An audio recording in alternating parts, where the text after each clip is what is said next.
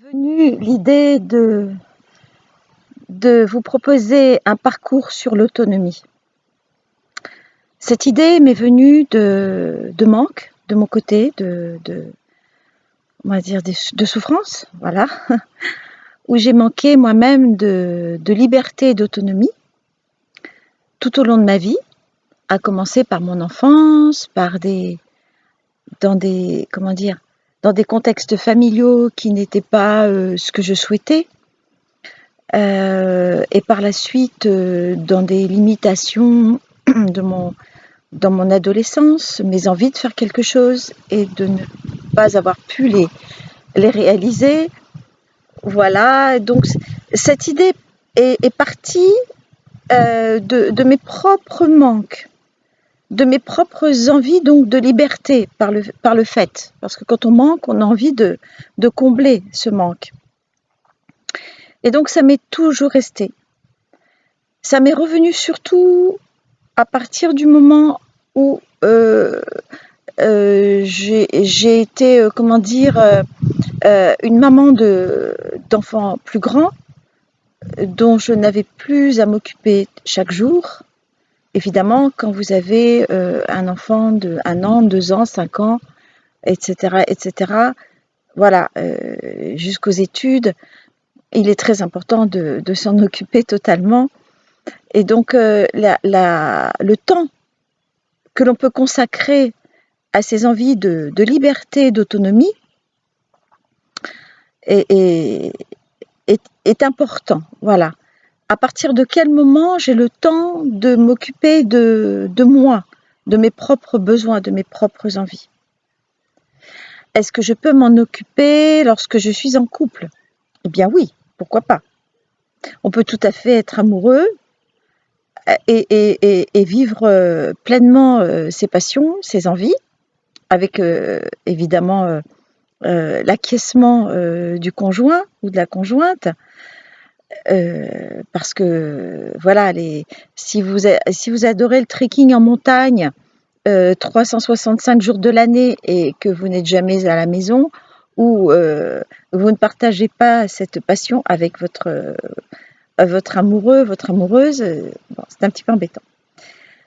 Et donc, cette idée de parcours sur l'autonomie est née donc d'un besoin, d'un manque.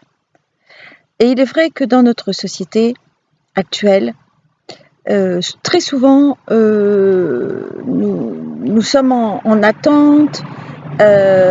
Certains sont en attente d'une retraite, d'autres sont en attente de je ferai quelque chose quand je rentrerai quelqu'un, ou je voudrais bien être autonome côté immobilier, mais je vais attendre de rencontrer quelqu'un pour le faire à deux. Ou alors je vais suivre une formation, mais ça ce sera plus tard, quand j'aurai des sous, parce que voilà, je voudrais être carreleur, c'est un métier magnifique, on peut faire des mosaïques, on peut voilà, décorer beaucoup de choses, faire des tableaux, des inspirations, des créations. Donc je voudrais être carreleur en décoratif, voilà, pour les maisons, mais je n'ai pas la formation, voilà. Donc je remettrai plus tard pour quand j'aurai des sous.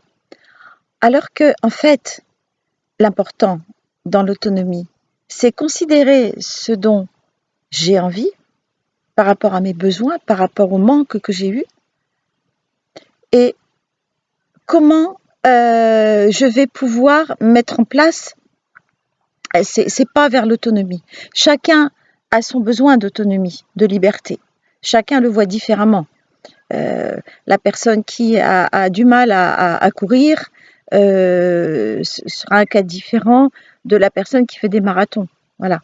La personne qui est déjà libre financièrement, mais qui aura d'autres besoins d'autonomie, par exemple de l'autonomie affective.